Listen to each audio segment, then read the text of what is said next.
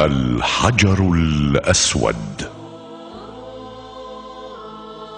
حجر من أحجار الجنة أهبطه الله إلى الأرض فشع نوره، وحدود الحرم المكي الجغرافية حدت بناء على امتداده، فحيثما وصل شعاع ذاك النور أصبح حرما لله. والأصل فيه أنه ملك من عظماء الملائكة، وهو أول من آمن بالميثاق وأقر به. لما أخذه الله على الملائكة فاتخذه الله أمينا على جميع خلقه، فحوله بهيئة درة بيضاء وألقمه الميثاق، واستعبد جميع خلقه أن يجددوا العهد بالميثاق عنده في كل سنة، وهو يوم القيامة سيشهد بالموافاة لمن حضره في الدنيا، وذاك خلافا لما قاله البعض جهلا أنه لا يضر ولا ينفع.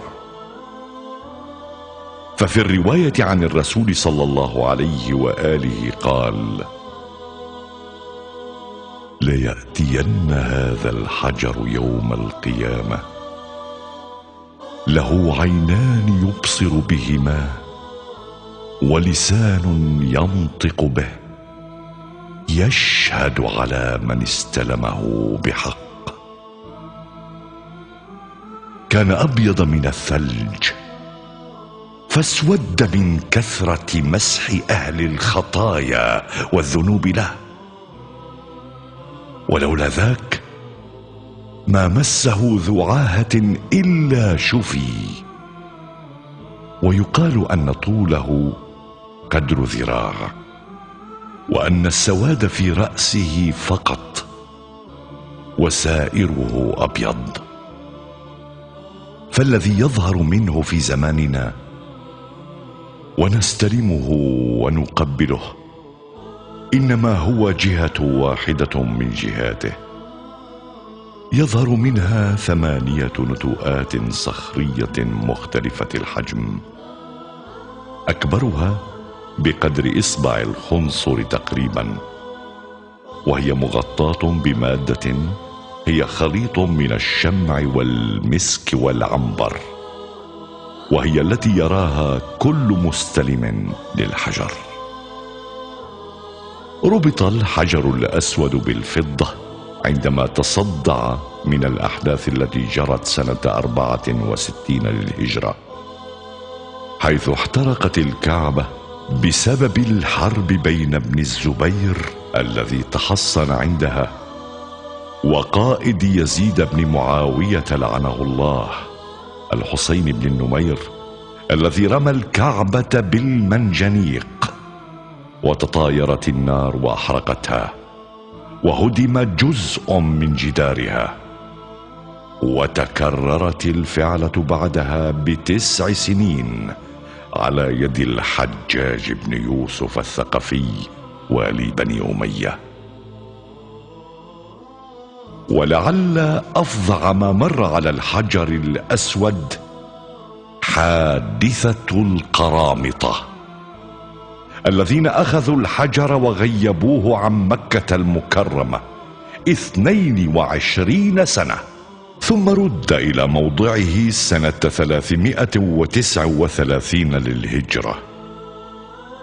فلقد غزا أبو طاهر القرمطي القطيف واحتلها، واحتل مكة المكرمة، وانتهب الحجر الأسود، وسن الحج إلى قرية الجش بالقطيف بوضع الحجر الأسود في بيت كبير فيها. وأرغم القرامطة شيعة القطيف بالحج إلى ذاك المكان، ولكن السكان رفضوا الانصياع لتلك الأوامر، فأحدث القرامطة المجازر فيهم وقتلوا خلقا كثيرين منهم. سئل الإمام الصادق عليه السلام: لأي علة وضع الله الحجر في الركن الذي هو فيه ولم يوضع في غيره؟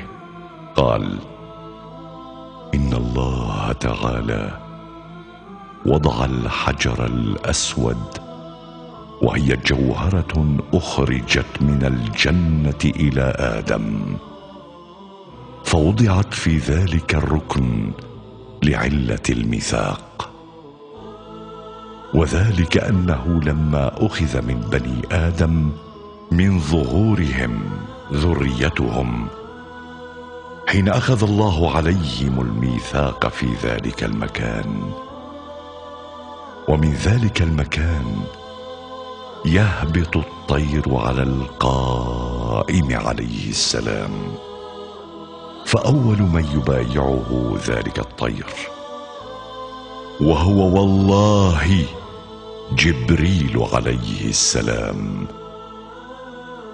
وإلى ذلك المكان يسند القائم ظهره، وهو الحجة والدليل على القائم، وهو الشاهد لمن وافاه في ذلك المكان، والشاهد على من أدى إليه الميثاق والعهد الذي أخذ الله عز وجل على العباد.